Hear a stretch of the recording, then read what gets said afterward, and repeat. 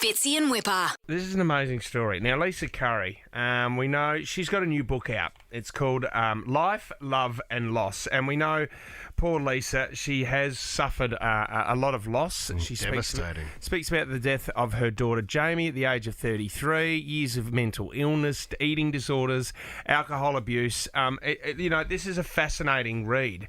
But there was a story in there that I just need to touch on which blows my mind. Okay, because she details other stories in her life as well as a professional athlete. But also, I didn't know this, but she, for 8 years, she was chair of the National Australian Day Council. She was appointed to the role by then Prime Minister John Howard. This is in the year 2000. In 2004, right, the candidates were presented to the board.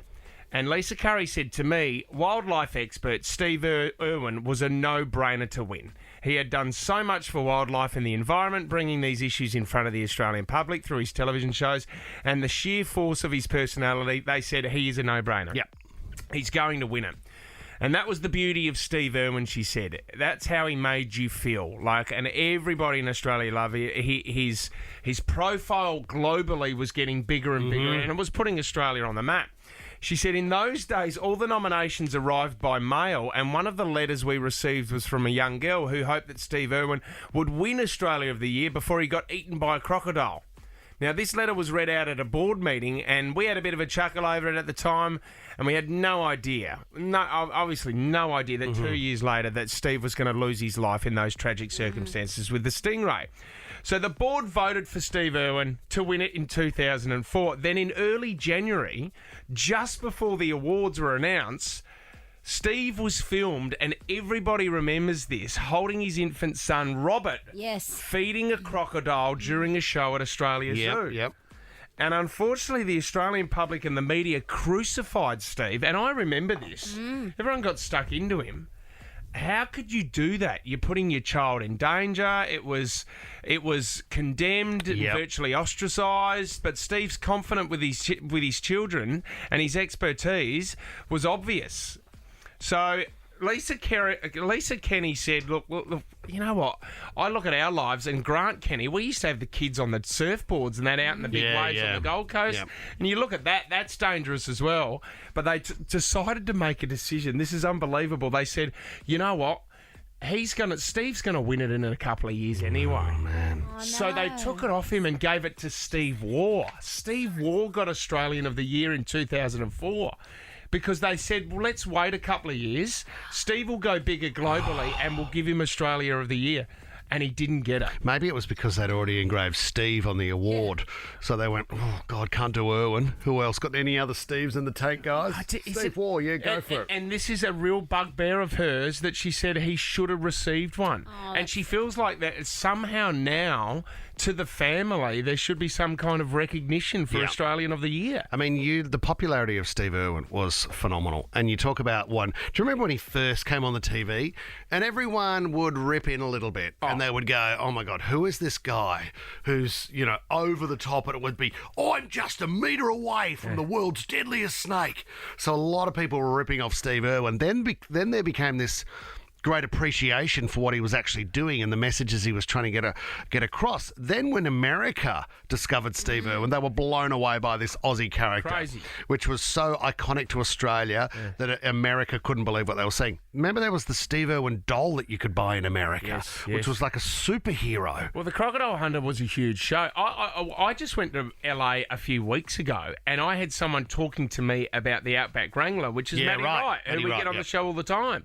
And you don't realise, we're used to it here. I do love that we have the perception overseas as these tough wild men. Like that we can go into a river and just muck around with a crocodile. Is there an Aussie here that can save us? Oh, not really, mate. I was just, I'm a nervous flyer and I...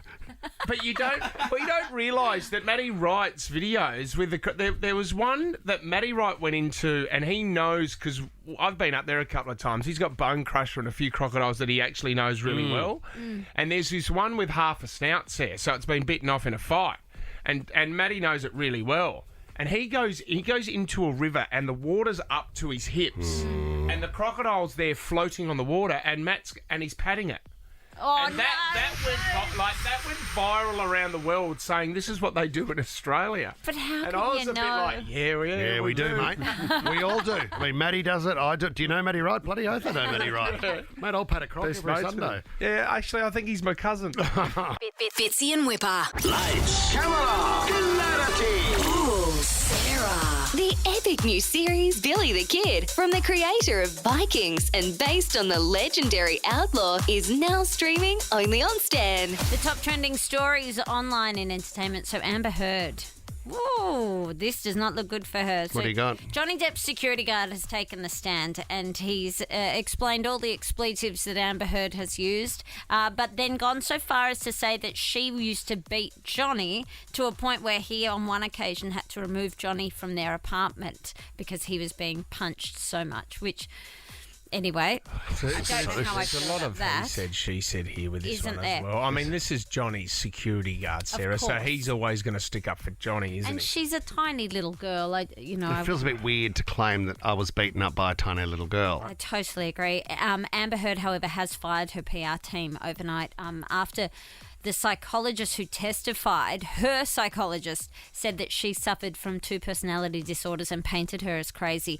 This coupled with the fact that there's a petition calling for her to be cut from Aquaman 2, and it's hit 3 million signatures. She's just not having... million? I know, it's amazing. Really? It's Johnny Depp fans, and obviously he does have a lot of them, so it's a bit sad. When the Marvel fans go against you, Yeah. you are in a bit of trouble. I'm starting to think they're not right together. Someone who's had to apologise for their comments, so watch your mouth, boys. Drew Barrymore. And you know Drew's a lovely person. She would mean no ill will, but she did go on her show talking about Johnny Depp and Amber Heard and said it's like 1 layer of crazy, it's a 7-layer dip of insanity. Anyway, she's put up a video this morning apologising to the two of them and saying this can be a teachable moment for her. I can be a more thoughtful and better person moving forward because all I want to do is be a good person, and I very much appreciate the depth of this, and I will grow and change from it. Yeah. So, well, look, at least she apologised. She didn't have to. I mean, No. how many people around the world have added commentary on this topic? Reading off the template. No, she just talks really slowly because she has her mouth thing, you know, where she Yeah, talks I will outside of her grow. mouth. I will be a better person. I will learn to understand and recognise the depth of the No. situation. I am sorry. Let people be genuine in apology. No, I like her. Support her. I I like Drew Barrymore too. Finally, guys, this audio, I cannot believe it's taken this long to come out. So last week, the topic of the week was this Jason Sudeikis, Olivia Wilde moment. yes. The handing of the custody papers while she's on stage introducing her new film with Harry Styles. Well, finally, we have the audio of the moment. So it starts with her talking about the film and then she's interrupted. A beautiful house and perfect weather and gorgeous cars.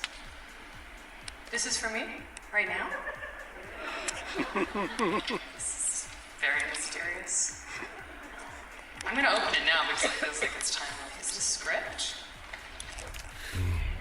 Oh, okay. Got it. Thank you.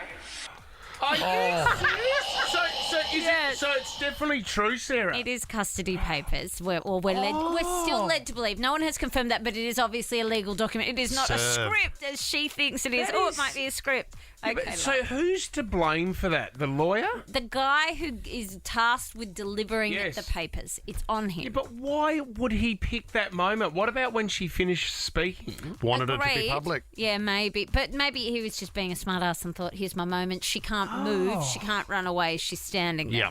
She handled it really well. Beautifully. She What a is moment. cool as. Fitzy and Whipper.